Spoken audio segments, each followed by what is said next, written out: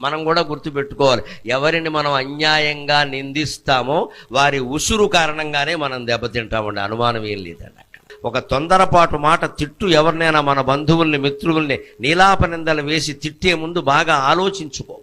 అలా అనవసరంగా నిందించిన వాళ్ళు రామాయణంలోనే బాధలు పడ్డారు మహానుభావులు, మామూలు వాళ్ళు కాదు. అగ్ని ప్రవేశం అప్పుడు సీతాదేవిని అనేక రకాల మాటలు అన్నాడు రామాయణంలో రాముడు. ఇప్పటికీ దాన్ని విమర్శిస్తారు చాలామంది హేతువాదులు. వాళ్ళు పూర్తిగా చదవక విషయం తెలియక అన్నాడు, అనేక రకాల మాటలు అన్నాడు. భర్తగా నిన్ను కాపాడాను నేను, నీ ఇష్టం వచ్చిన చోటుకి వెళ్ళొచ్చు అన్నాడు. అంతకంటే అవమానం ఉందా? ఆ మాట ఎందుకు రాముడి నోట వచ్చిందో తెలుసా?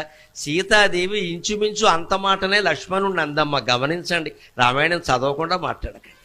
మాయలేడి కోసం ఆయన వెడితే హా సీత హా లక్ష్మణ అని అరిస్తే వెంటనే ఈయన్ని వెళ్ళమంటే నేను వెళ్ళనమ్మా, నీకు తెలియదు ఇది రాక్షసమాయ.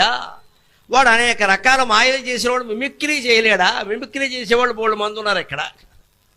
అలాగే వాడు రాక్షసుడు లేడి వేషంలో వచ్చాడు, ఇప్పుడేమో ధ్వనిని అనుకరించాడు. హా సీత హా లక్ష్మణ అంటున్నాడు. అది మా అన్నగారి గొంతు కాదమ్మా, నా మాట విను అంటే సీతాదేవి ఎంత మాట అందండి. వెళ్ళట్లేదని, మీ అన్నగారు చనిపోతే నన్ను పెళ్లి చేసుకుందామని చూస్తున్నావు, నేను అగ్ని ప్రవేశం చేస్తాను కానీ నీకు లొంగను అంది ఆవిడ. అంత మాట లక్ష్మణుడిని అనొచ్చా? అందువల్ల ఆవిడికి పట్టిన గ్రహస్థితి చూడండి. ఆ లక్ష్మణుడు చూస్తుండగానే అగ్ని ప్రవేశం చేయాల్సి వచ్చిందమ్మా.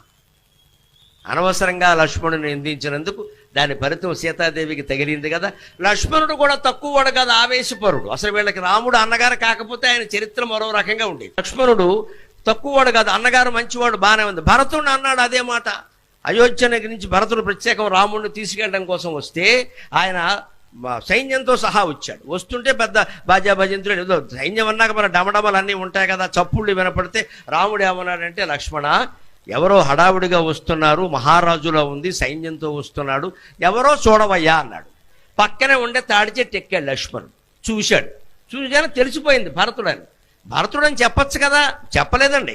ఇంకా తాడి చెట్టు దిక్కుండానే పైనుంచి హిజు మాస్టర్స్ వాయిస్ వాళ్ళ గొట్టం పెట్టి మాట్లాడాడు. ఏమిటో తెలుసా? దుర్మార్గుడు భరతుడు, వాడికి మనం ఇక్కడ కూడా క్షేమంగా ఉండడం ఇష్టం లేదు, నిన్ను నన్ను చంపడం కోసం వస్తున్నాడు. ఇంత మాట అవసరమా?